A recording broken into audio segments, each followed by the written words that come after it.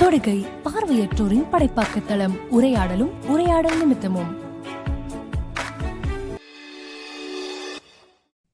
ஹேமதாரணி, நீங்க சொல்லுங்க. உங்களுக்கு சிறப்பு பள்ளியிலே தொடர்ந்து படிச்சிருக்கீங்க. என்னைக்காவது ஒரு நாள் நாமளும் சாதாரண குழந்தைகள் மாதிரி பொது பள்ளியில படிக்கணுங்கிற ஆசை வந்திருக்கா எப்பயாவது? ஹேமதாரணி, எனக்கு வந்திருக்கு. எப்போ நான் ஃபர்ஸ்ட் எனக்கு அவேர்னஸ் எல்லாம் இல்லை. அதுக்கப்புறம் ஒரு 9th 10th படிக்கும்போது லாக்டவுன் முடிச்சதுக்கு அப்புறம் எஸ்பெஷலி இல்ல ஒரு 7th 8th படிக்கும் போதே சிபிஎஸ்இ ஸ்கூல்ல படிக்கிறவங்கள விஷுவல் இம்பேர் எல்லாம் பார்த்திருந்தேன்.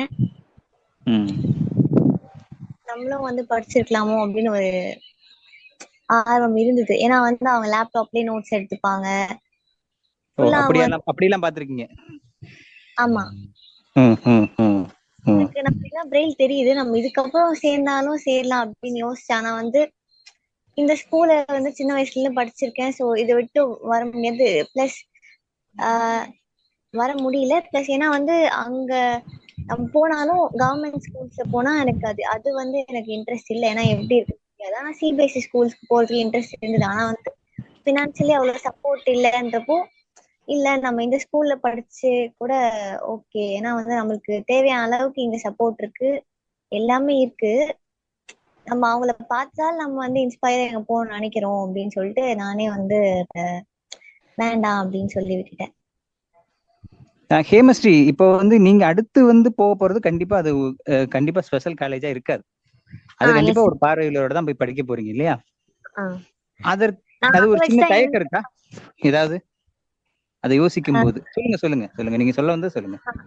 நான் தாரணி சொன்ன மாதிரி யோசிச்சேன். ஆனா எனக்கு 11th 10th 11th 12th வந்தப்போதான் பிரெயின்ல படிக்கிறதே நம்ம காலேஜ் போகும்போது எப்படியோ எல்லா கூடயும் சேர்ந்து தான் போக போறோம். அதனால இப்ப ஸ்கூல்லயே படிக்கலாம். அதுவும் இல்லாம எனக்கு இங்க டீச்சிங் மெத்தட்ஸுமே ரொம்ப பிடிச்சிருந்தது. அதுவும் இல்லாம 11th 12th எல்லாம் என்ன பண்ணுவாங்கன்னா கைடு இருந்தாலும் பிரெயில் கைடு இருக்கும். ஆனா நம்ம எக்ஸாம்ஸ் பேப்பர் டீச்சர்ஸ் கரெக்ட் பண்ணுவாங்கல்ல, கரெக்ட் பண்ணிட்டு அந்த எவாலுவேஷன் டைம்ல என்ன பண்ணுவாங்கன்னா கரெக்ட் பண்ணிட்டு கிளாஸ்ல சொல்லுவாங்க, இந்த மாதிரி நீங்க அது பெருசா இருக்கோ சின்னதா இருக்கோ ஆன்சர் அதை பார்க்க மாட்டாங்க. ஆனா அந்த கான்டெக்ஸ்ட் ஒண்ணு இருக்குல்ல, அதை பார்த்து அவங்க சொல்லும் போது நல்ல வேலை நம்ம நார்மல் ஸ்கூல்ஸ்க்கு போல அப்படின்னு தோணும். ஏன்னா என்ன சொல்லுவாங்கன்னா நீ கைடு பார்த்து எழுதுறதுக்காக உங்களுக்கு பிரெயில் கைடு அடிச்சு கொடுக்கல, ஜஸ்ட் ஒரு கிளான்ஸ்க்காக தான் உங்களுக்கு பிரெயில் கைடு கொடுக்குறோமே தவிர கைடு சும்மா ரிவிஷனுக்காக தான். நீங்க டெக்ஸ்ட்டை மட்டும்தான் எல்லா டீச்சர்ஸுமே இதுதான் சொல்லுவாங்க, டெக்ஸ்ட் தான் நீங்க ஃபுல் அண்ட் ஃபுல் நம்பி இருக்கணும். டெக்ஸ்ட் மிஸ் நடத்தும் போதும் சரி, பேப்பர் இவாலுவேஷன் டைம்ல அதை இன்னும் ஸ்ட்ரெஸ் பண்ணி சொல்லுவாங்க, கைட்ல இருக்க ஆன்சர்ஸ் மட்டும் நம்ம எழுதணும் அப்படின்னா அதுக்கு நம்மளுக்கு மார்க்ஸ் போட மாட்டாங்க. அது இல்லாம சொல்லுவாங்க இந்த பர்சனல் அட்டென்ஷன் அந்த ஸ்கூல்ல கிடைக்க வாய்ப்பு ரொம்ப கம்மிங்கிறீங்க. இவ்வளவு நுட்பமா ஒவ்வொருத்தரையும் கண்டுபிடிச்சு. Yes sir. நிவேதா, சொல்லுங்க. நம்ம மட்டும் நம்ம பாட்டு ஒரு அப்ளிகேஷன் ஸ்கில்ஸ் இல்லாம கைட்ல மட்டும் படிச்சு கைட்ல கான்செப்ட் மட்டும் எழுதிருந்தா எனக்கு இவ்வளவு மார்க் வந்திருக்கும் அப்படின்னு சொல்ல மாட்டேன். தமிழ் இங்கிலீஷ் கம்ப்யூட்டர் அப்ளிகேஷன் மட்டும் இல்லாம தமிழ் இங்கிலீஷ் மாதிரியான சப்ஜெக்ட்ஸ்லயுமே எங்களை மிஸ் சும்மா ஒரு கிளான்ஸ்க்காக தான் கைட். மற்றபடி நீங்க நாங்க நடத்துறதை வச்சோ நீங்க டெக்ஸ்ட் பண்ணீங்களோ, பிளஸ் தமிழுக்கு NIVH புக் இருக்கும், அதை படிச்சு நாங்க இவ்வளவு எழுதுனால தான் தாரணிக்கு 99 மார்க் கிடைச்சதுன்னு நான் நினைக்கிறேன். சரி. ஆமா, தாரணி எல்லாத்துலயும் 99 கணிப்பொறி அறிவியல் பயன்பாட்டில 100, ஒரே ஒரு இதுல மட்டும் குறைஞ்சிருக்கும்னு நினைக்கிறேன். ஆங்கிலமா? Yes sir. அதுல மட்டும் குறைஞ்சிருக்குன்னு நினைக்கிறேன். நிவேதா, சொல்லுங்க. இப்போ அடுத்து நீங்க கல்லூரி போறீங்க, உங்களுக்கு ஒரு சின்ன தயக்கம் இருக்கா? எப்படி போய் பொதுமானவரோட சேர போறோம் அப்படிங்கிற தயக்கம் இருக்கா? அதே மாதிரி பார்வையற்றோர் பள்ளிகள்ல ஒரு பார்வையுள்ளவர்களோட எப்படி தொடர்பு கொள்றது அப்படிங்கறதெல்லாம் கத்துக் கொடுக்குறாங்களா சிறப்பு பள்ளிகள்ல? இல்ல அது கொஞ்சம் சிரமங்கள் இருக்கா? சார் இப்போ ஏதாவது ஒரு டைம்ல நம்ம எல்லாருமே இருக்க ஒரு சொசைட்டில புரியல நம்மள மிங்கிள் பண்ணி சொல்லுங்க. இப்போ நம்ம ஏதாவது ஒரு டைம்ல எல்லாருமே இருக்க ஒரு சொசைட்டில நம்மளும் மிங்கிள் ஆகி தான் ஆகணும். ஸோ அதனால வந்து நம்ம ஃபர்ஸ்ட் அதுக்கு ரெடியா நம்ம ஃபர்ஸ்ட் நம்ம மைண்ட் வந்து செட் பண்ணிக்கணும். இந்த மாதிரி நம்ம வந்து ஃபர்ஸ்ட் ஸ்டாண்டர்ட்ல இருந்து 12th ஸ்டாண்டர்ட் வரைக்கும் நம்ம ஸ்பெஷல் ஸ்கூல்ல படிச்சிருக்கோம் அப்படின்னாலும் நம்ம வந்து அடுத்தது வந்து எல்லாருமே இருக்க ஒரு ஸ்பெஷல் காலேஜ் நம்மளுக்குன்னு இருக்காது அப்படின்ற மைண்ட் செட் ஃபர்ஸ்ட் நம்மளுக்கு இருக்கணும். ஸோ அதை ஃபர்ஸ்ட் நம்ம செட் பண்ணிக்கிட்டாலே நம்ம அதுக்கு அடாப்ட் ஆயிடுவோம் அப்படின்னு நினைக்கிறேன் நான். இல்ல நீங்க செட் பண்ணிக்கிறது ஒரு பக்கம், தொடர்ந்து சிறப்பு பள்ளிகள்ல 4 சுவத்துக்குள்ள உங்களை சுத்தி எல்லாருமே பார்வையற்றவர்கள் தான் ஆசிரியர்களை தவிர அப்படின்னு இருக்கும்போது, அங்க அடுத்து நீங்க கல்லூரிக்கு போறீங்க, பார்வையுள்ள மாணவர்களோட படிக்க போறீங்க அப்படின்னு ஆசிரியர்கள் உங்களை ஏதாவது தயார்படுத்துறாங்களான்னு கேட்கறேன். அது வந்து நம்ம இப்போ சில டைம்ல வந்து நாங்க ஸ்கூல்ஸ்ல ஏதாவது ஒரு டாபிக் பத்தி பேசும்போது இந்த டாபிக்மே வரும். அப்போ வந்து சொல்லுவாங்க இந்த மாதிரி அவங்களும் அட்வைசஸ் எல்லாம் கொடுப்பாங்க. இந்த மாதிரி நீங்க வந்து வெளியே போகும்போது உங்களுக்காக எல்லாமே வந்து ஒரு குட் அட்மாஸ்பியரா வந்து எங்குமே இருக்காது. ஸோ நீங்க வந்து என்னென்ன பண்ணணும், ஐ மீன் காலேஜ்ல வந்து எல்லாருமே வந்து நீங்க சூஸ் பண்ணிக்க தெரியணும். நல்ல ஃப்ரெண்ட்ஸா உங்களுக்கு கைடன்ஸ் கொடுக்குறாங்களா உங்களுக்கு சூஸ் பண்ணிக்க தெரியணும்.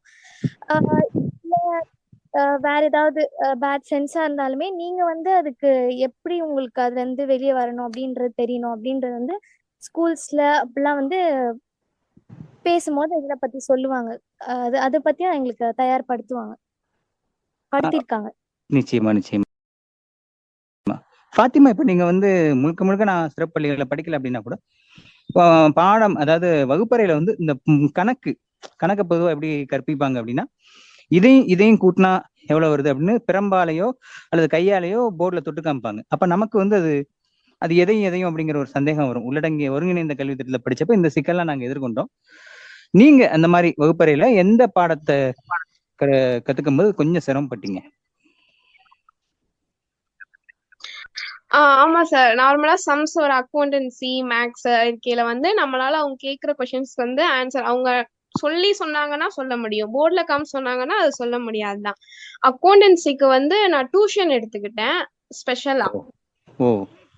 அவங்க வந்து எனக்கு மட்டுமே பெருசா எழுதி தருவாங்க, எல்லாமே சொல்லி பெருசா எழுதி தருவாங்க. நான் அது சன்லைட்ல வச்சு அதை பாத்துக்குவேன். சார் சொல்லையில வந்து கான்செப்ட வந்து புரிஞ்சுக்குவேன், இந்த இதுனா இது இப்படிதான் அப்படின்றத புரிஞ்சுக்கிருவேன். எப்படின்றத வந்து நான் எழுதின அந்த பெருசா எழுதினத வச்சு பாத்துக்கிறது தான். மற்றபடி உங்க பள்ளிகள்ல நடக்கிற விளையாட்டு போட்டிகள் அந்த மாதிரியான சில போட்டிகள்ல உங்களுக்கான பங்கேற்பு, நீங்க பங்கேற்பீங்களா? எப்படி? ஸ்போர்ட்ஸ்ல வந்து நான் பங்கேற்க மாட்டேன். ஸ்பீச் காம்படிஷன்ல தான் நான் எப்பயுமே வருவேன் சார். எப்பயுமே ஃபர்ஸ்ட் தான், டிஸ்ட்ரிக்ட் லெவல்ல எப்பயுமே. அப்படியா? வாழ்த்துக்கள். தேங்க்யூ. இப்போ ஒரு சிறப்பு பள்ளி ஆசிரியரா சித்ராக நீங்க பூந்தமல்லி பிளைண்ட் ஸ்கூல்ல ஒர்க் பண்றீங்க. இப்போ நான் கேட்டது என்னன்னா, மாணவர்கள் வந்து கல்லூரிக்கு போகும்போது தங்களை எப்படி அடாப்ட் பண்ணிக்கிறாங்க, அதுக்கான பயிற்சிகள் சிறப்பு பள்ளிகள்ல இருக்கா, இல்ல என்ன மேற்கொள்ளலாம், எந்த விதத்துல மாணவர்களை தயார்படுத்தலாம் அதுக்கு?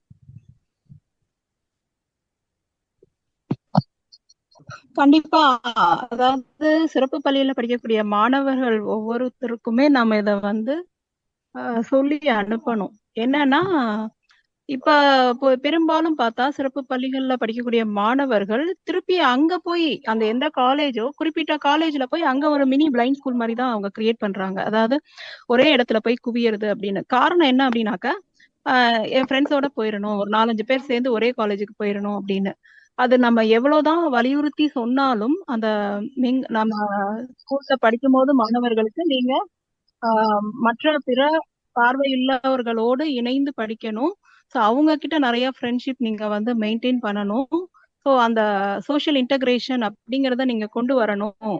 நீங்க வந்து அங்கேயும் போய் ஒரு மினி பிளைண்ட் ஸ்கூல்லாம் உருவாக்க கூடாது அப்படின்னு என்ன சொன்னாலுமே அது ஒரு பயத்திலே தான் இருக்காங்க மாணவர்கள். நம்ம எவ்வளவுதான் வலியுறுத்தி சொன்னாலும் அவங்களுக்கு இதுக்காக ஸ்பெஷலா நம்ம பர்சனாலிட்டி டெவலப்மெண்ட் ப்ரோக்ராம்ஸ் அந்த மாதிரியான விஷயங்கள் நம்ம ஸ்பெஷல் ஸ்கூல்ஸ்ல கண்டக்ட் பண்ணி அவங்கள எப்படி மிங்கிள் பண்ண வைக்கிறது அப்படிங்கிறதுக்கான ஒரு ட்ரைனிங், இந்த மாதிரியான விஷயங்களை கூடுதலா கொடுத்தோம் அப்படின்னாக்கா இந்த பயம் அப்படிங்கிறது கண்டிப்பா நீங்கும் அப்படின்னு நினைக்கிறேன். பெரும்பாலான மாணவர்கள், ஏதோ ஒரு சில மாணவர்கள் தான் அவங்க மாவட்டத்திலேயே என்ன பண்றாங்கன்னா காலேஜ்ல சேர்ந்து படிக்கிறாங்க. இல்லைன்னா பெரும்பாலும் பார்த்தோம்னா அதிகமா பார்வையற்ற மாணவர்கள் படிக்கக்கூடிய சில காலேஜஸை மட்டும்தான் தேர்ந்தெடுத்து அங்க ஒரு மினி பிளைண்ட் ஸ்கூல்ல அகைன் அவங்க ஃபார்ம் பண்ற மாதிரி தான் இப்போதைக்கு சூழ்நிலை இருக்கு. ஸோ இது கண்டிப்பா மாறணும். எல்லா காலேஜ்லயுமே அவங்கவங்க மாவட்டத்துல இருக்கக்கூடிய காலேஜ்ல அவங்க சேர்ந்து படிக்கும் போது ஒரு பார்வை அற்றவரை பத்தின ஒரு விழிப்புணர்வு ஒவ்வொரு இடத்துலயும் நம்மளால கிரியேட் பண்ண முடியும். அதுக்கு நம்மள மாதிரியான ஆசிரியர்கள், பொது சமூகத்துல இருக்கக்கூடிய நிறைய பார்வை அற்றவர்கள் இதுக்காக முயற்சி எடுக்கணும். அதே சமயத்துல இப்ப ஒரு ஸ்கிரைப் அரேஞ்ச் பண்றது, இல்ல ரீடர்ஸ் அரேஞ்ச் பண்றது, இது எல்லாமே ஒரே இடத்துல நிறைய மாணவர்கள் இருக்கும் போது இதெல்லாம் அரேஞ்ச் பண்றதுன்றதுலயும் சிரமங்கள் இருக்கும். ஒவ்வொரு மாவட்டத்திலயும் ஓரிரு மாணவர்கள் தான் படிக்கிறாங்கன்றப்ப இதெல்லாம் அரேஞ்ச் பண்றதுக்கும் ஈஸியா இருக்கும். வசதிகளும் கொஞ்சம் நமக்கு விழிப்புணர்வு மூலமா இதை நம்ம இன்னும் அதிகரிக்க முடியும் அப்படின்னு நான் நம்புறேன். நிச்சயமா கண்டிப்பா ஸ்பெஷல் ஸ்கூல்ஸை பொறுத்த வரைக்கும் இந்த சோஷியல் இன்டகிரேஷனுக்காக ஸ்டூடெண்ட்ஸை தயார் பண்றதுல கண்டிப்பா இன்னும் நிறைய முயற்சிகள் எடுக்கணும். இப்போதைக்கு ஒரு ஓரலான ஒரு மோட்டிவேஷன் மட்டும்தான் இருக்கு. பட் கூடுதலா சில ப்ரோக்ராம்ஸ் இதுக்காக நம்ம கண்டக்ட் பண்ணோம் அப்படின்னாக்க இன்னுமே அவர்கள் திறம்பட அந்த ஒரு தைரியம் ஆவாங்க அப்படிங்கிறது என்னோட நம்பிக்கை. மகேந்திரன், நீங்க சொல்லுங்க. அதாவது நீங்க சிறப்பள்ளியில இருந்து ஒரு காலேஜுக்கு பொதுப்பள்ளி மாதிரி ஒரு சூழ்நிலைக்கு இடம்பெயர்றீங்க. அது இடம்பெயர்ந்து கடந்துட்டீங்க. இப்போ நீங்க ஒரு பேராசிரியரா சிறப்பு பள்ளியில இருந்து வர்ற மாணவர்களையும் பாக்குறீங்க, உள்ளடங்கிய கல்வி திட்டத்துல படிச்சுட்டு வர்ற பார்வையற்ற மாணவர்களையும் பாக்குறீங்க. ஸோ அங்க இருந்து இங்க வரைக்கும் நீங்க என்ன ஃபீல் பண்ணிருக்கீங்க அப்படிங்கறத சொல்ல முடியுமா? கண்டிப்பா சார். இப்போ ஹையர் எஜுகேஷனுக்கு வரப்ப ஒரு விதத்துல நம்ம எல்லாருமே இன்டகிரேட்டட் சிஸ்டம்ல தான் படிக்கிற மாதிரி இருக்கு. வேற வழியே இல்லை. அப்படித்தான் நம்மளுடைய தனியா எக்ஸ்க்ளூசிவா காலேஜஸ் அப்படிங்கிறது நமக்கு கிடையாது. அப்படி இருக்கவும் முடியாது. அப்படி இருக்கவும் கூடாதுன்னு நினைக்கிறீங்களா? அது இருக்கவும் முடியாது, டெக்னிக்கலா பாசிபிள். அப்படி இருக்க வேண்டாம்னு தோணுது. ஏன்னா ஹையர் ஸ்டடீஸ்ங்கிறப்ப நிச்சயமா நிச்சயமா பன்முக அனுபவம் வேணும். இருக்காது சொசைட்டில அந்த சோஷியலைசேஷன்ங்கிறது நடக்கிறதுலாம் அங்கதான். அதனால அது ஸ்கூல் அளவுல மட்டும் ஸ்பெஷல் அப்படிங்கிறது இருந்ததுன்னா அது போதுமானதா இருக்கும்னு நினைக்கிறேன். இல்ல, எனக்கு இன்னொரு கருத்து கூட உண்டு. ஒரு 8th ஸ்டாண்டர்ட் வரைக்கும் ஸ்பெஷல் ஸ்கூல், அதுக்கப்புறம் இன்டகிரேட்டட் சிஸ்டம் ஒரு வேலை ப்ரிஃபர் பண்ணி போகணும்னு நினைக்கிறவங்க அப்படி கூட ஷிஃப்ட் ஆகலாம். ஆனால் லைஃப்ல ஸ்பெஷல் ஸ்கூலுங்கிறது ஒரு பார்ட்டா இருந்தாகணும். அப்படி இருந்தா மட்டும்தான் அவங்களுக்கு ஒரு தனிப்பட்ட விதத்துல நிறைய நிறைய மாற்றங்கள், நிறைய மாறுதல்கள் அவங்களுக்கு இருக்க முடியும்னு நினைக்கிறேன் நான். இப்போ ஹையர் ஸ்டடீஸ்ல வரப்ப எதை அவங்க மிஸ் பண்றாங்க அல்லது என்ன மாற்றம் தெரியுது அப்படின்னா, எனக்கு என்னமோ ரொம்ப இப்ப வரக்கூடிய பசங்களை நான் தப்பு சொல்லல, ஒரு சில பிள்ளைகள் வாதியார் டீச்சர்ஸ் கிட்ட பேசுறது அப்படிங்கிறது கம்மியா இருக்கு. ரீடர்ஸை பயன்படுத்துறது அப்படிங்கிறது சுத்தமாவே அது வீழ்ச்சி அடைஞ்சிருச்சோ அப்படிங்கிற ஒரு ஐயம் ஏற்படுது. தொழில்நுட்பத்தை பயன்படுத்துறது, அதன் மூலமாவே எளிமையா ஏதாவது வேலை நடக்குமா? இப்போ சித்ராக்கா சொன்ன மாதிரிதான் ரொம்ப எளிமையா ஈஸியா அதாவது ஷார்ட்கட் இருக்கா அப்படி முடிச்சுக்கிறாங்களோன்னு தோணுது. ரொம்ப கடினமா ஒரு விஷயத்த கத்துக்கிட்டோ பரவலா வெவ்வேறு மாவட்டங்கள்ல படிக்கிறது, இப்போ பிடெக் மாதிரி வெவ்வேறு கோர்ஸ் எடுத்து படிக்கிறது அப்படிங்கிறதெல்லாம் இல்லாம கிடைச்சத ரொம்ப குறுகிய ஒரு ஹாஸ்டல். எல்லாருமே கேட்கறது என்னன்னா, பிரசிடென்சில இருக்க சிவராமன் சார், நாகராஜனா நிறைய பேர் சொல்றது நந்தனம், இந்த காலேஜஸ் ஏன் ப்ரிஃபர் பண்றாங்கன்னா இங்க உடனடியா ஸ்பான்சர்ஷிப் அதோட ஹாஸ்டல் கிடைச்சிருக்கு. அதனால அங்க போயிடுறாங்க. ஹாஸ்டல் விட்டு வெளியே வர மாட்டாங்க. நேவிகேஷன், சோஷியல் எக்ஸ்ப்ளோரேஷன் இருக்க மாட்டேங்குது, ஒரு சர்ச் இருக்க மாட்டேங்குது, ஒரு அர்ஜ் இருக்க மாட்டேங்குது. ஸோ இதெல்லாம் இல்லாத ஒரு ஸ்டடீஸ் நம்ம ஹையர் ஸ்டடீஸ்ன்னு சொல்றதே தவறுன்னு நினைக்கிறேன் நான். சொசைட்டியோட மிங்கிள் பண்ணணும். சொசைட்டில நமக்கு வெவ்வேறு வென்யூஸ் இருக்கு, அதெல்லாம் எக்ஸ்ப்ளோர் பண்றதுக்கு நம்ம தயாரா இருக்கோம். நீங்க ஸ்பெஷல் ஸ்கூல்ல விட்டு வந்தீங்க மகேந்திரன், நீங்க ஸ்பெஷல் ஸ்கூல்ல விட்டு வந்தீங்க காலேஜுக்கு. அப்ப என்ன ஃபீல் பண்ணீங்க? நீங்க என்ன ஒரு சிறப்பு பள்ளி மாணவரா எங்க சங்கடப்பட்டீங்க? ஸ்பெஷல் ஸ்கூல்ல இருந்து வந்தப்ப எனக்கு அந்த ஒரு தொடக்கத்துல என்னோட வகுப்புல எல்லாருமே நாங்க கிட்டத்தட்ட ஒரு 9 பேர் பார்வையற்றவங்க தான் சேர்ந்தோம். மத்த 40-45 பேர் பார்வை உள்ளவங்க தான். பேச முடியல அவங்களோட. நான் பழகிறதுக்கு ஆமா ஒரு மினி யூனியன் இருக்குதா. ஆனா என்னன்னா யாருமே இல்ல. நிறைய பேர் டிஸ்கண்டினியூ பண்ணிட்டு போயிட்டாங்க. யாருமே அங்க இல்ல. அது அவங்க நிறைய பேர் ஸ்பெஷல். ஆனா என்னன்னா டிஸ்கண்டினியூ பண்ணிட்டு போன எல்லாருமே ஸ்பெஷல் ஸ்கூல் ஃப்ரெண்ட்ஸ் கிடையாது. கம்பைண்டா இருந்தாங்க. இன்டகிரேட்டட்ல இருந்து வந்தாங்க, இன்க்ளூசிவ்ல இருந்து வந்தாங்க. நாங்க ஒரு 4 பேர் தான் கடைசியா நின்னோம்னு வச்சுங்களேன். எனக்கு இருந்த தனிப்பட்ட பிரச்சனை என்னன்னா, என்னுடைய வகுப்பு தோழர்களோட நான் எளிதா பழக முடியல, ஸ்டார்டிங்ல முடியல. அதுக்கப்புறம் நம்ம நல்லா படிக்கிறது, கிளாஸ்ல வந்து கேள்விக்கெல்லாம் நல்லா பதில் சொல்றது, ஆக்டிவா இருக்கிறது, கிளாஸ் பார்ட்டிசிபேஷன் இன்க்ரீஸ் பண்றது, அது மூலமா மாணவர்களோட ஒரு இன்ட்ராக்ஷன், அதுக்கப்புறம் அது ரொம்ப பிடிச்சி போச்சுன்னு வச்சுங்களேன். ஆனா அந்த தடை இருக்கத்தான் செஞ்சது. இன்னொரு பிரச்சனைனா, நம்ம பிரைல் வச்சு எழுதுவோம் ஃபர்ஸ்ட்ல. அது எழுதும் போது பின்னாடி இருக்கிற மாணவர்கள் சிலருக்கு வந்து ஒரு மாதிரி சின்ன முகசுழிப்பு பண்ணுவானுங்க. சிலர் வந்து ரொம்ப ஃப்ரெண்ட்லியான பிறகு கலாய்க்க வரவே, என்னடா சும்மா அதை போட்டு குத்திக்கிட்டே இருக்க அப்படின்றது. அப்புறம் டீச்சர்ஸே கூட நமக்கு ஏத்த மாதிரி எல்லா டீச்சர்ஸும், ஒரு சில டீச்சர்ஸ் கொடுப்பா. நான் என்ன பண்ணுவேன்னா, கிளாஸை ரெக்கார்ட் பண்ணிடுவேன். ரெக்கார்ட் பண்ணிட்டு, அப்போ வாக்மேன் இருந்துச்சு, அதை வச்சு ரெக்கார்ட் பண்ணிடுறது. அதுக்கப்புறம் ஐபேட் வந்துச்சு, அதை வச்சு ரெக்கார்ட் பண்ணிட்டு அப்புறம் கிளாஸை கேட்கறது. நான் அதை பண்ணிட்டு இருந்தேன். சில டீச்சர்ஸ் அதை ப்ரிஃபர் பண்ண மாட்டாங்க. ஸோ அந்த நோட்ஸ் எடுக்கிறதுல தான் பெரிய டிராபேக் இருந்துச்சு. ஒருவேளை தொழில்நுட்பம் அப்போ யூடியூப் மாதிரியான விஷயங்கள்லாம் வளர்ந்துட்டு இருந்த காலகட்டம். ஸோ இதெல்லாம் தான் நமக்கு சிக்கலா இருந்துச்சு. அந்த இடத்த இட்டு நிரப்பினது ரீடிங் சென்டர்ஸ் அங்கே கொண்டு போய் புத்தகத்தை கொடுத்து அதை ஒளிப்பதிவு செஞ்சோ இல்லை எந்த வடிவத்துல முழுமையா எங்க பேட்ச், நம்ம பேட்ச்னு கூட சொல்லலாம். அந்த 2000 2010 அந்த தசாப்தம், அதுக்கு முன்னாடி இருந்த தசாப்தம்லாம் ரீடிங் சென்டர்ஸ் மூலமா லைஃப் ஃபிளரிஷ் ஆன ஒரு காலகட்டம். லைஃப்னுடைய பீக்ல இருந்தது. ரீடிங் சென்டர்ஸும் ஒரு ஒரு பார்வையற்றவங்களையும் ஒரு சமுதாயத்துல அரவணைச்சுக்கிற ஒரு பணியை வந்து ரீடர் செஞ்சாங்க. அதன் மூலமா உயரம் கண்டவங்க அப்படிங்கிறது ரொம்ப அதிகம். அது இப்ப மிஸ் ஆகுதோ. இந்த மிங்கிள்னஸ் ஒரு வகையில அவங்க சாதிச்சாங்க, கத்து கொடுத்தாங்கன்னு கூட சொல்லலாம் இல்லையா? இந்த சோசியல் இன்டகிரேஷனை வந்து. ஆமா, நிச்சயமா.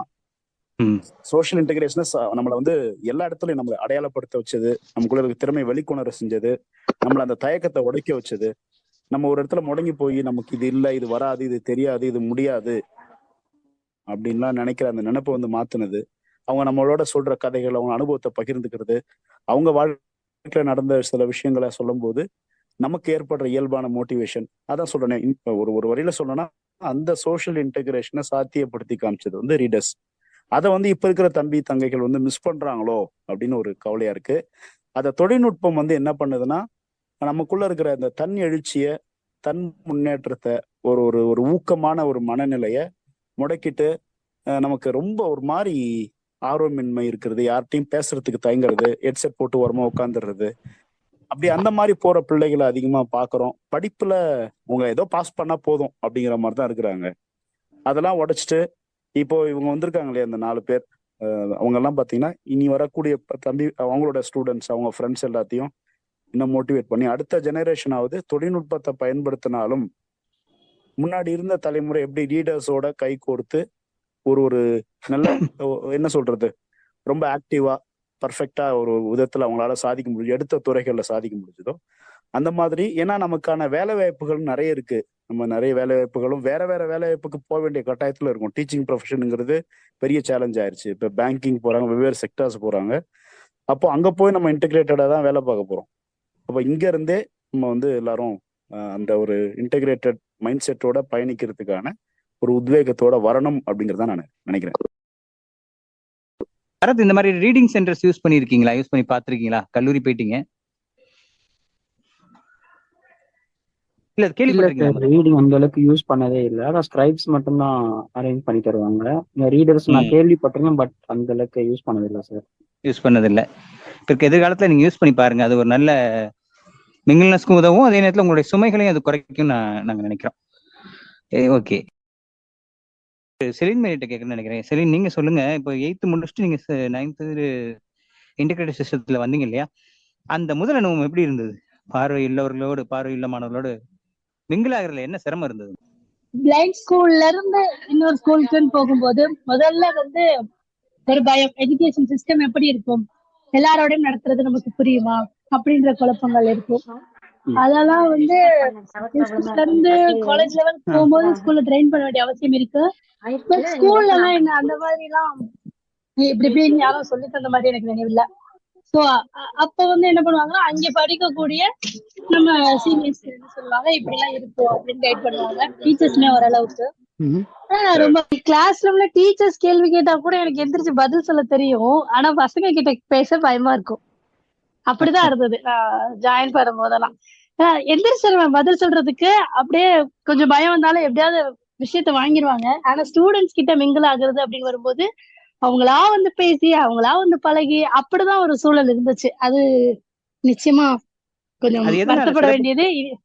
தொடர்ந்து சிறப்பு பள்ளிகளே படிச்சனால அந்த பயிற்சி வரலையோ? உம் தொடர்ந்து சிறப்பு இருக்கலாம். இப்ப பொதுவாவே நம்ம இன்னொரு சிறப்பு பள்ளிக்குமே போயிருந்தாலும் இந்த சிக்கல் இருந்திருக்கும். ஆனா இந்த அளவுக்கு இருந்திருக்காது. சரி சரி. நம்ம மக்களுமே வந்து யதார்த்தமா மிங்கிள் ஆயிடுவோம். அவங்களுக்குமே புதுசு, நம்மளை பார்க்க எல்லாம் புதுசா பார்ப்பாங்க. ஒவ்வொரு விஷயமே ரொம்பவே புதுசா இருக்கும். அப்ப நம்ம கிட்ட பேசுவாங்களா மாட்டாங்களா அந்த மாதிரி மைண்ட் செட் அவங்க கிட்ட இருக்கும். நமக்குமே வந்து எப்படி அப்ப நான் 9th தான் போயிட்டு எப்படி பேசுறது அப்படிலாம் எனக்கும் தெரியாது. அப்புறம் கிளாஸ்ல என்ன அப்சர்வ் பண்ணி வந்து சேர்ந்த பசங்க தான் அதிகம். இன்ஃபேக்ட் ஃப்ரீ டைம்ல கூட உன் கூட படிச்சாதான் எனக்கு மனப்பாடம் வந்து சேர்ந்த கூட்டம்லாம் உண்டு. ஆனா வந்து ஆரம்ப காலகட்டத்துல அது எல்லாமே சிரமமா தான் இருந்தது. அதுக்கப்புறம் ஒரு விஷயம் வேணும்னா போய் கேட்கறது. கேட்டா செய்வாங்க, செய்ய மாட்டாங்க. செய்ய மாட்டாங்கன்னா அவங்ககிட்ட எதுக்கு கேட்டுக்கிட்டு அந்த மாதிரி மைண்ட் செட் இருக்கிறது. இதெல்லாம் வந்து நமக்குள்ளே நிறைய அந்த இன்ட்ராவெர்ட் மனநிலை, அந்த மாதிரியான மனநிலை வந்துருது. ஸ்பெஷல் ஸ்கூல்ஸ்ல நம்ம அப்படி தேட வேண்டிய தேவையும் இருக்காது. அதாவது நமக்கு தேவையான எல்லாமே நமக்கு முன்னாடியே வந்து சேர்ந்துரும். அதை அப்படியே நம்மளை வளர்த்துருப்பாங்க. ஸ்பெஷல் ஸ்கூல்ல விட்டுட்டு இன்டெகிரேட்னு போகும்போது நமக்கு என்ன தேவை நாம கேட்டாதான் அவங்களுக்கு தெரியும். ஏன்னா அவங்களுக்கு நம்மளை பத்தி பழக்கம்லாம் இருக்காது. சோ அந்த மாதிரி சமயங்கள்ல வந்து பழகணும். அப்படிங்கிறப்ப அது ஸ்பெஷல் ஸ்கூல்லயும் சொல்லி தரணும். இப்ப உள்ள பிள்ளைங்க எல்லாம் ஓரளவுக்கு மிங்கிள் ஆயிடுறாங்க. சோ அந்த மாதிரி சூழல் மாறணும். மத்தபடி எல்லா விஷயங்கள்லயுமே கொஞ்சம் பழக ஆரம்பிச்சுட்டோம் அப்படின்னா நம்ம கிட்ட நல்லாவே க்ளோஸ் ஆயிடுவாங்க. நம்ம ஒதுங்கிட்டோம் அப்படின்னா ரொம்ப கஷ்டம். இப்ப எனக்கு ஸ்டடீஸ் கை கொடுத்துச்சு. எல்லாரும் எல்லா இடத்துலயும் நல்ல ஸ்கோர் இருக்கும் அப்படின்னு சொல்ல முடியாது. சோ கொஞ்சம் சரி அவங்களா வந்து பேசட்டும், அவங்க வந்து பழகட்டும் அப்படின்னு நம்ம ஒதுங்கிட்டோம் அப்படின்னா கடைசி வரைக்கும் ஒதுங்கியே இருக்க மாதிரியான ஒரு சூழல் இருந்துரும். சோ அந்த விஷயத்துல மக்கள் நான் இன்டெகிரேட்டட் படிக்கும்போது உங்க பக்கத்து ஸ்கூல்ல தான் படிச்சேன், சென்ட் மேரிஸ்ல. அங்க எப்படின்னா பசங்களுக்கு வந்து உள்ள உட்காந்து அந்த ஸ்டடியில உட்காந்து அப்படியே அந்த செவத்தை பார்த்துட்டே படிக்க முடியாது. சோ எங்களுக்கு வாட்ச் விடுறங்கிற சாக்குல வெளியில வந்துருவான். அவனுக்கு அது சுதந்திரம். அதுக்கு நாங்க அதெல்லாம் நிறைய பண்ணிருக்கோம். இல்ல அது செஞ்சிருப்போம். ஆனா அது செட் ஆக்குறதுக்கு நம்ம என்ன பாடுபட்டிருப்போம். நிச்சயமா நிச்சயமா நிச்சயமா. அது யோசிக்க வேண்டிய விஷயம். இன்னொருத்தர் நமக்கு சொல்லி கொடுத்து அவனுக்கும் அது மனசுல பதியும்னு நினைக்கும் போதுதான் எவனா இருந்தாலும் வந்து ரீட் பண்ணுவான். எல்லாருமே சர்வீஸ் மைண்டடா வருவாங்கன்னா சொல்ல முடியாது. சோ அப்படிப்பட்டவங்க நம்ம தேடி எடுக்கிறதுக்கு எல்லாம் கொஞ்சம் சிரமப்பட்டிருப்போம். சோ இந்த காலகட்டத்துல வாய்ப்புகள் அதிகம் இருக்கு, டெக்னாலஜி இருக்கு. அதுக்காக நான் டெக்னாலஜி மட்டுமே படிச்சிருவேன் அப்படின்னும் இருக்கக்கூடாது. எல்லாரோடையும் மிங்கிள் பண்ணி அதை படிச்சதை வந்து சேர்ந்து டிஸ்கஸ் பண்ணும்போது அது ஒரு சுகம். அது ஒரு முக்கியமான விஷயம் கூட. அந்த விஷயம் வந்து தனியாவே இருந்துட்டா அது சாத்தியப்படாது. எல்லாரோடையும் நல்லா பழகிட்டு ஸ்டடீஸ் மட்டுமே இல்லாம எல்லா விஷயங்களுமே சேர்ந்து தியேட்டர் போனாலும் சரி, வேற என்னென்ன வேலை பார்த்தாலும் சரி, எல்லாருமே சேர்ந்து செய்யக்கூடிய அளவுக்கு சமுதாயத்தோட நம்ம மிங்கிள் ஆக வேண்டிய அவசியம் இருக்கு. அது இந்த காலகட்ட அது நடந்தது. இன்டெகிரேட்ல படிக்கும்போது நாங்க தியேட்டர்லாம் போயிருக்கோம், ஒன்னா சேர்ந்து தியேட்டர்லாம் போயிருக்கோம். அதெல்லாம் நினைச்சு பார்க்க முடியாத அனுபவங்கள். இன்னும் சொல்ல போனா ஸ்கூல்ல கட்டடிச்சு கூட போயிருக்கிறோம். சார் முருகானந்தம் சார், இப்ப சரியாயிடுச்சுன்னு நினைக்கிறேன். நீங்க சொல்லுங்க சார். இப்ப இவ்வளவு நேரம் பேசி கேட்டிருப்பீங்க. நீங்க வந்து உள்ளடங்கிய கல்வியில இருந்து நேர காலேஜுக்கு வந்தவர். சிறப்பு பள்ளிகள் அந்த சூழ்நிலை உங்க பள்ளியில இருந்ததாகவும் சொன்னீங்க. அல்டிமேட்டா என்ன சார் நினைக்கிறீங்க? என்ன தீர்வா இருக்க முடியும்? என்னதான் எங்கதான் பிரச்சனை இருக்கு? ஏன் இப்படி பலதரப்பட்ட வாய்ப்புகள் வழிமுறைகள் கிடக்குது?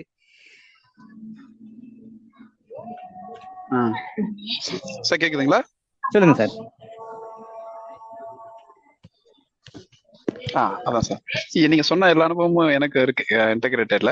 அதே சமயம் இந்த சோசியலைசேஷன்ற விஷயம் சொல்றாங்கல்ல, ஸ்பெஷல் ஸ்கூல்ல இருந்து வர்ற மாணவர்களுக்கு ஒரு ஆங்ஸைட்டி இருக்குன்றது, அப்புறம் அவங்கவுங்க டிஸ்ட்ரிக்ட்லயே போய் படிக்கணும்ன்றது, இந்த விஷயங்கள் நான் கொஞ்சம் மாறுபடுறேன்னு வச்சுக்கோங்க. மாறுபடுறேன்னா நான் அப்படி இதுவா சொல்லல, பட் எனக்குமே அந்த ஆங்ஸைட்டி இருந்து. நான் இன்டெகிரேட்டட்ல தான் படித்தேன். முன்னாடி எனக்கு ஏகப்பட்ட ஃப்ரெண்ட்ஸு ஸ்கூல்ல. ஆனா நான் இருந்த கரூர்ல இருந்து சென்னைக்கு வரும்போது இது என்னடா ஊரு, என்னடா இதுன்னு ஒன்றும் தெரியல. ரொம்ப சுத்தமா மஞ்சள் பை தூக்கிட்டு போன மாதிரி தான் இருந்தது. ஸோ அதனால வந்து இது வந்து அந்த ஆங்ஸைட்டி ஸ்பெஷல் ஸ்கூல்ஸ்ல மட்டுமே இருக்குன்றது எனக்கு ஒரு அது ஓவர் ஃபோக்கஸ் பண்றாங்களோன்னு வெளியில. பட் நம்ம சரி பண்ணணுன்றது வேற விஷயம். அதை வந்து நம்ம சரி பண்றதுக்கான ஸ்கோப் இருக்கு, பண்ணணுன்றது வேற விஷயம். But that's not an exclusive problem for the special school அப்படிங்கிறது என்னோட கருத்து. இன்னொன்னு, இப்ப நான்லாம் சென்னைக்கு வரலன்னு வச்சுங்களேன், எனக்கு எந்த அறிவுமே வந்திருக்காது, எந்த எக்ஸ்போசரும் வந்திருக்காது. இப்ப பாருங்க, இப்ப பேசுனதுலயே இந்த சென்னையில இருக்கிற அந்த இப்ப எல்எஃப்சில படிச்ச ஸ்டூடெண்ட்ஸ், இவங்க நிவேதிதாவோ, இவங்க 2 பேர், இவங்க சாரி பேர் டக்குன்னு ஹேமா சகோதரிகள். ஹேமா சகோதரிகள். ஆமா, அவங்க வந்து பாத்தீங்கன்னா அவங்க எக்ஸ்போசர் வந்து தெரியுது. இப்போ இவங்க இருக்கிற ஃபாத்திமா இருக்கிற நிலைமையில தான் நான் இருந்தேன் கிட்டத்தட்ட. பட் என்ன ஒண்ணுன்னா எனக்கு பிரெயில் தெரிஞ்சிருந்தது. இது முதல்லயே ஒரு ஸ்பெஷல் ஸ்கூல் செட்டப் கிரியேட் ஆயிருந்தது.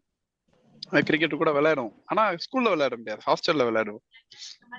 ஆனா என்னன்னா அப்போ கூட ஒரு ஸ்பெஷல் ஸ்கூலுக்கான அட்வான்டேஜஸ் எல்லாத்தையும் இன்டகிரேட்டர்ல இருக்கிறவங்க கண்டிப்பா எடுக்கணும்.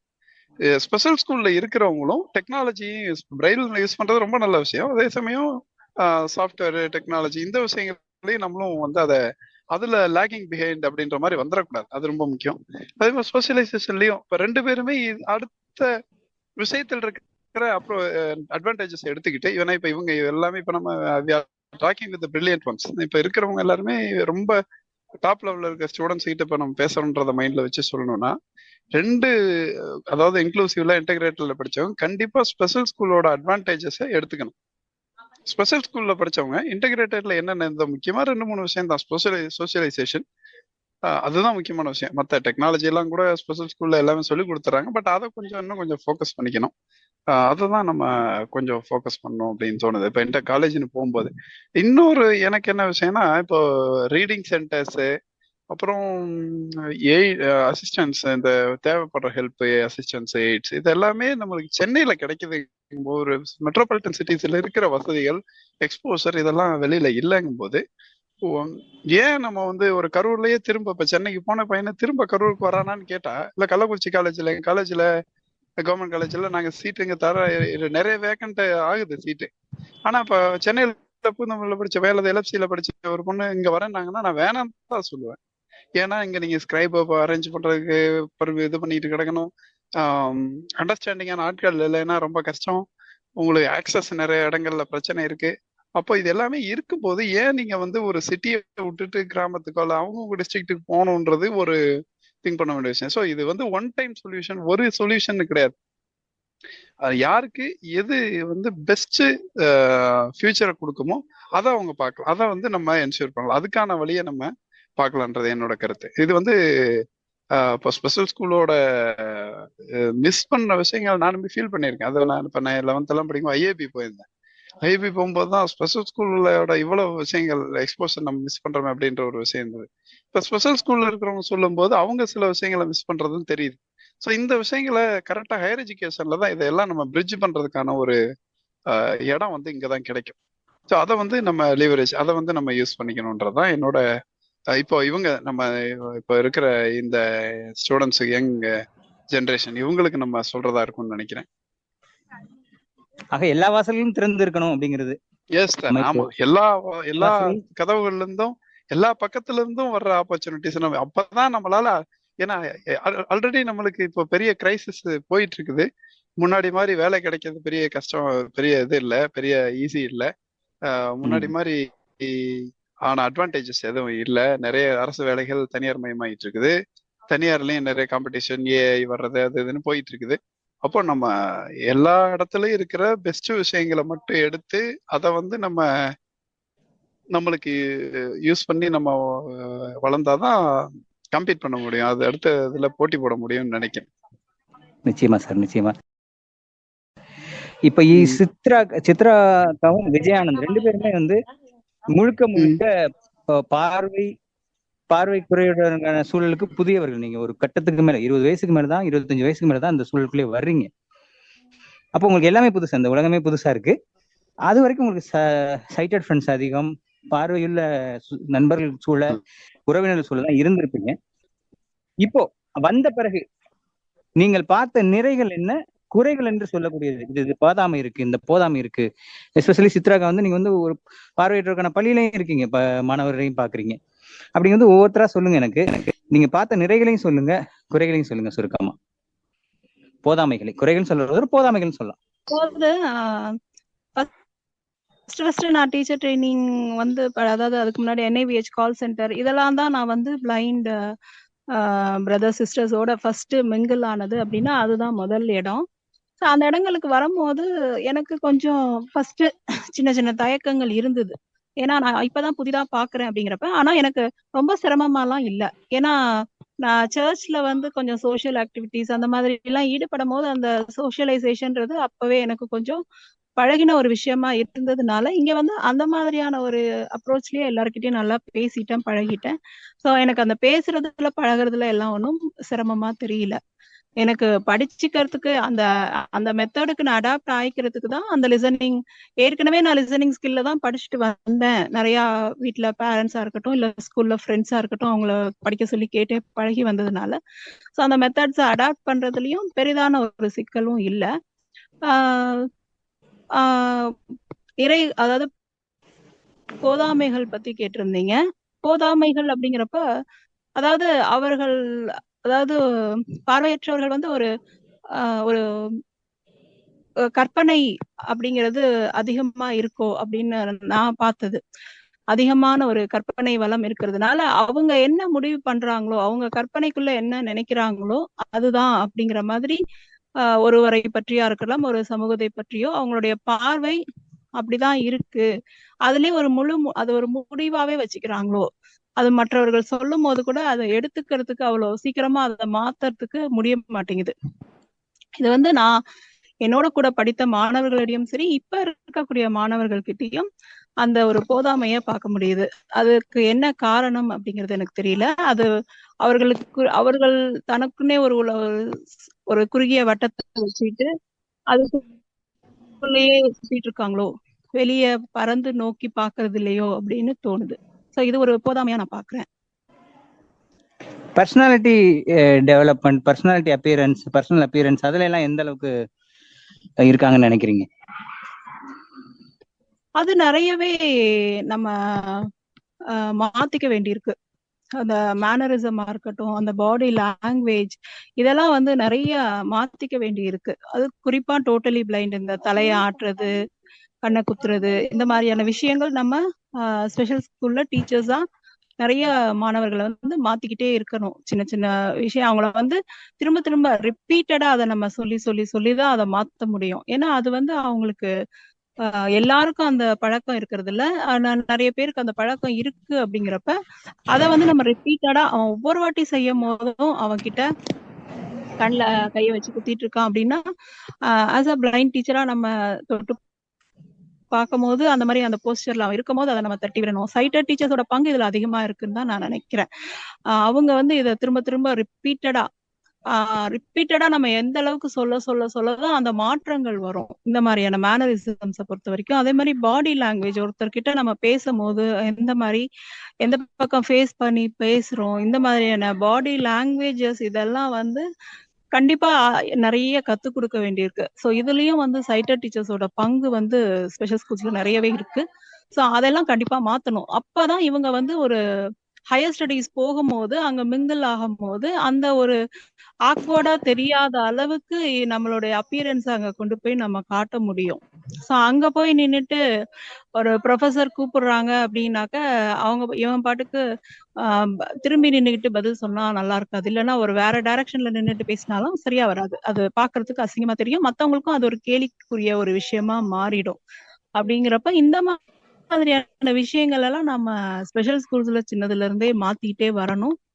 அப்பதான் அவங்க வந்து பெரிய லெவலுக்கு போகும்போது, ஹையர் ஸ்டடீஸ் போகும்போது, மத்த சொசைட்டியோட மிங்கிள் ஆகும்போது அந்த ஒரு விஷுவலி சேலஞ்சு கிட்ட ஒரு நார்மலா மத்த பொது சமூகம் வந்து பழகிறதுக்கு ஏதுவா இருக்கும்னு நினைக்கிறேன். உள்ளடங்கிய கல்வியில இது தானா நடந்துருது இல்லையா? சுத்தி அந்த மாதிரியான பார்வையுள்ள மாணவர்கள் அது கண்டிப்பா அந்த கூட இருக்கிற ஃப்ரெண்ட்ஸே வந்து கரெக்ட் பண்ணிடுவாங்க. சைட்டட் ஃப்ரெண்ட்ஸே வந்து என்ன பண்ணிடுவாங்கன்னா, இந்த பக்கம் இப்படி பேசணும் அப்படின்னு அந்த டைரக்ஷன் அவங்க எல்லாமே அதை கத்து கொடுத்துருவாங்க. ஆசிரியர்கள் கத்து கொடுக்குறார்களோ இல்லையோ, அங்க கிடைக்கக்கூடிய நம்ம சைட்டட் ஃப்ரெண்ட்ஸ் வந்து கண்டிப்பா எல்லாத்தையும் சரி பண்ணிடுறாங்க. ஸோ அதுக்கும் நம்மளுடைய பங்களிப்பு இருக்கு. நம்ம வந்து ஐசோலேட்டடா இருந்தோம் அப்படின்னா அதையும் அங்க நம்மளால உள்ளடங்கிய கல்வியில கத்துக்க முடியாது.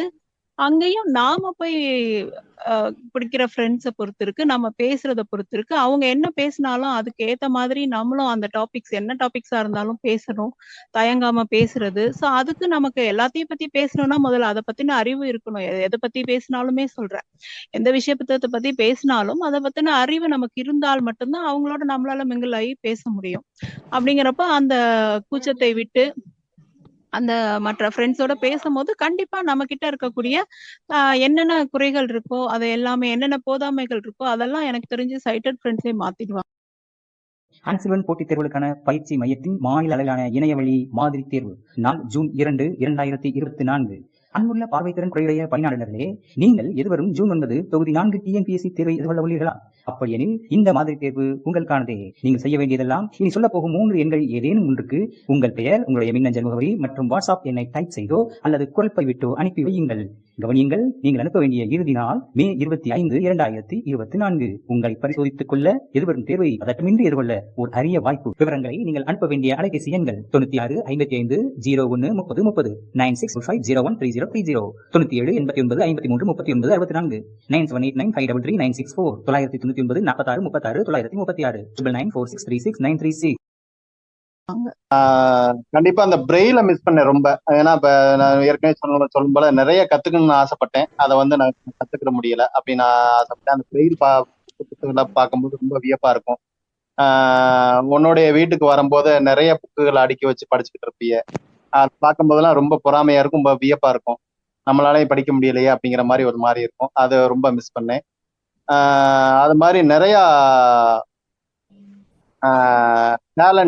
டேலண்ட்ஸ் தனிப்பட்ட முறையில இருக்கும், எல்லாருக்குமே இருக்கும். ஆனா நம்ம பார்வையற்ற நண்பர்களுக்கு நிறைய டேலண்ட்ஸ் இருக்கும். அந்த பாட்டு பாடுற திறமை, மற்ற திறமை எல்லாம் அதெல்லாம் பார்த்து நான் ஆச்சரியப்பட்டது உண்டு. அந்த மாதிரி நிறைய மிஸ் பண்ணேன். மற்றபடி அந்த மாத்திக்கணும்னா தலைவர் சித்ரா அவர்கள் சொன்னது மாதிரி நிறைய ஆக்டிவிட்டிஸ் அந்த மாதிரி மாத்துக்கணும். நானே வந்து நான் சில எனக்கு பார்சலியா இருக்கிறதுனால நிறைய பேரை நான் பார்க்கும்போது வித்தியாசமா தெரிஞ்சு. அவங்க தலைவர் சொல்லும் போல அது கண்ணுல குத்திக்கிட்டே இருப்பாங்க, சில பேர் தலையாட்டுவாங்க. நான் சாப்பிடும் போது நிமிர்ந்துகிட்டே சாப்பிடுவாங்க, குனிஞ்சு சாப்பிட மாட்டாங்க. நானே ஒரு நண்பர் என்னையோட மெஸ்ல ஒருத்தவர் சாப்பிடுவாரு. நானே சில இது ஆக்டிவிட்டிஸ்லாம் அவங்க மாத்திருக்கேன். அது மாதிரி நடக்கும்போது நெஞ்சு நிமித்திக்கிட்ட ஒரே மாதிரி வருவாங்க. நார்மலா நடையா, இப்படி வாயா, எனக்கு கையை பிடிச்சிட்டு வாயா அப்படிலாம் நிறைய நான் சொல்லியிருக்கேன். அந்த மாதிரி நிறைய விஷயங்கள் நானே சில நண்பர்களுக்கு மாத்தி கொடுத்துருக்கேன். அந்த மாதிரி சில விஷயங்களை நம்ம மாத்திக்கிறோம். பொதுவெளியில தலைவர் சொல்லும் போல சில விஷயங்களை நான் 2-3 பேருக்கு நானே சொல்லியிருக்கேன், நிறைய மாத்திருக்கேன். நிச்சயமா மகேந்திரன், இப்ப இவங்க சொன்ன கருத்துக்கள்ல உங்களுக்கு எந்த அளவுக்கு உடன்பாடு இருக்கு? அப்படித்தானே? அது நிலைமை எப்படி இருக்கு? ஒரு உள்ளடங்கிய கல்வியில இருந்து வர்ற மாணவன் வந்து கொஞ்சம் நிற்றல், நடத்தல், போதல், வருதல் இந்த மாதிரி தொடர்பு கொள்ளுதல்ல வந்து கொஞ்சம் முன்னோக்கி இருக்கிற மாதிரியும், சிறப்பு பள்ளியில இருந்து வர மாணவர்கள் பிறரை தொடர்பு கொள்றதுல கொஞ்சம் பின்தங்கி இருக்கிறதா ஒரு சூழல் இருக்கிறதா ஒரு உணரப்படுது. அது நீங்க எப்படி பாக்குறீங்க? அப்படித்தானா அது? இல்ல அதுல வந்து ஒவ்வொருத்தரும் அவங்க காட்டுற ஆர்வத்தை பொறுத்து தான் இருக்குன்னு நினைக்கிறேன் நான். சிலர் வந்து வெளியில பழகிறது, பேசுறது அப்படிங்கறதுலாம் ரொம்ப ரெஸ்ட்ரிக்டடா இருந்தாங்கன்னா அவங்கள மாத்த முடியல. அது ஸ்பெஷல் ஸ்கூல்ல இருந்து வரவங்களுக்கு அவங்க ஹேபிட்டாவே அது மாறிடுச்சுன்னா அவங்க மாறத்துக்கு ரொம்ப சிரமப்படுறாங்க. அந்த சிக்கல் இருக்கதான் செய்யுது. இது நம்ம ஒத்துக்கிட்டு தான் ஆகணும். இன்டெகிரேட்டடு இன்க்ளூசிவ் எஜுகேஷன்ல இருந்து வந்து படிச்சுட்டு வரவங்களுக்கு நிறைய வாய்ப்புகள் இருக்கு, நிறைய கரெக்ஷன்ஸ் கிடைக்குது, நிறைய வந்து அவங்களுக்கு வழிகாட்டுதல் கிடைக்குது. அவங்க சாப்பிட்ற, எல்லாரும் சொன்னது போல சாப்பிட்றதுல இருந்து அவங்க பயன்படுத்தக்கூடிய பொருட்கள்ல இருந்து வாட்ச், பர்சனாலிட்டி சம்பந்தப்பட்ட ஒரு புரிதல், பர்சனாலிட்டி எவ்வளவு முக்கியம் லைஃப்ல, சொசைட்டியில எவ்வளவு முக்கியங்கிற புரிதல்லாம் தெளிவுலாம் வந்து அவங்களுக்கு கிடைச்சிருது. பயன்படுத்தக்கூடிய காஸ்மெட்டிக்ஸ்ல இருந்து சில எக்ஸ்போஷர்லாம் கிடைக்குது. ஸ்பெஷல் ஸ்கூல்ல பண்றப்ப என்னன்னா அது ரொம்ப ரேரா தான் இருக்கும்னு தோணுது. அது நம்ம ஒருவேளை வீட்டுல அதுக்கான வாய்ப்பு இருந்து வீட்லயோ இல்ல அவங்க பிரதர்ஸ், சிப்ளிங்ஸ் அவங்களோட இன்புட்ஸ் கிடைச்சோ, இல்லை நண்பர்களோட இன்புட்ஸ், வெளியில அவங்க ஊருக்கு வரப்பெல்லாம் நண்பர்களோட இன்புட்ஸ் கிடைச்சி சிலர் மாறிக்கிட்டாதான் உண்டு.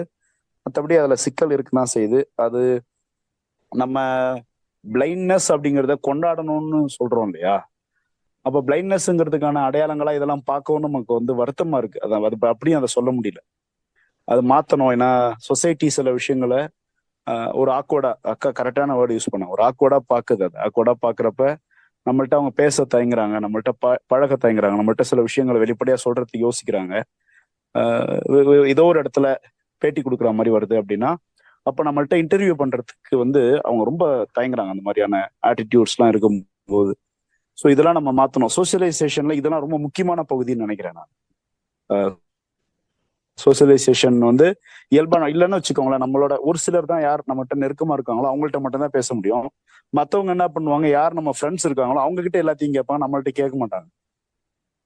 ஸோ ஒரு சில பார்வையற்ற நம்ம நண்பர்களை நான் பார்த்துருக்கேன். ரொம்ப வியப்பா இருக்கும். ஒரு செகண்ட் பார்த்த உடனே பார்வை உள்ள எல்லாத்தையும் ரொம்ப சகஜமா பழகிடுவாங்க. அதுக்கு நமக்கு அந்த ஒரு ஆர்வம் வேணும், எல்லாத்தையும் பேசணும், அவங்களையும் பேச விட்டு கேட்கணும். ஏன்னா ஒவ்வொருத்தையும் அரிய தகவல் கிடைக்கும். நம்ம எப்பவுமே மாறுதலுக்கு தயாரா இருக்கும், நம்ம கரெக்ஷன்ஸ்க்கு எப்பவுமே தயாரா இருக்கும்.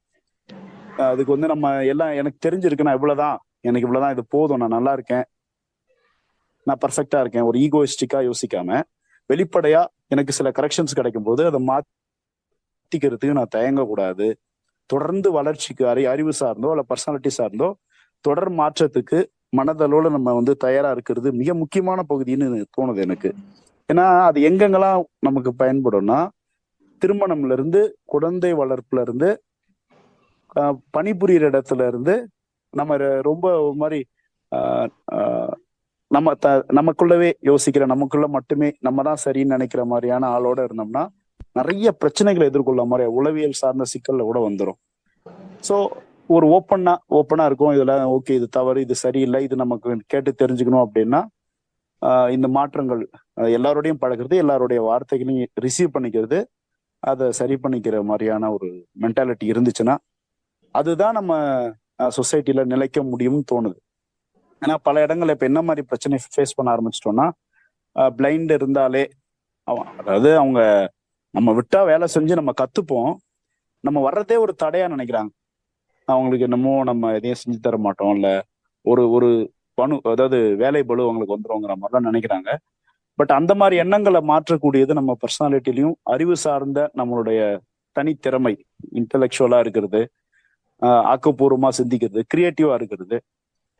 அது என்னமோ தெரியல சார், பார்வை இல்லாதனாலயா நமக்கு கூடுதலா ஏதோ ஒரு அதீத திறன்ல நம்ம கவனம் செலுத்த வேண்டிய கட்டாயத்துல இருக்கும். அதை நம்ம பண்ணிதாகணும். அது வந்து மத்தவங்ககிட்ட நமக்கான ஒரு ஈர்ப்பு கிடைக்கிற ஒரு அட்ராக்ஷன் வச்சுங்களேன், அதுக்கான ஒரு உந்துதலா அது இருக்கத்தான் செய்யுது. அப்போ அதுக்கான வேலையும் நம்ம செய்ய வேண்டியதா இருக்கு. தொடுகை பார்வையற்றோரின் படைப்பாக்க தளம், உரையாடலும் உரையாடல் நிமித்தமும்.